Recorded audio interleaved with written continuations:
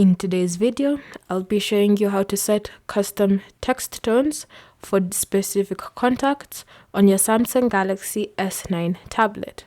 So open up whichever messaging service is your default, and then select the person whose text tone you'd like to change.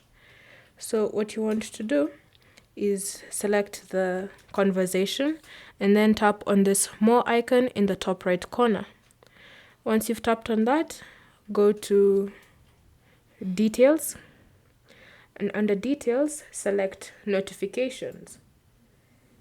Then here you should see the sound option, so select sound and then use this slider to increase or decrease the sound, and then scroll down here and select a sound you would like to use. So select an alarm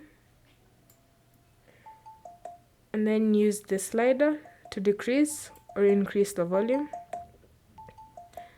And then once you're happy, just go back and then choose to have a vibration. And you can also decide if you want an app icon badge whenever a message comes in or not. Then just go back, and whenever this contact sends you a message, that specific tone will come up. Thank you for watching. If you have any questions or comments, leave them down below and we'll get back to you.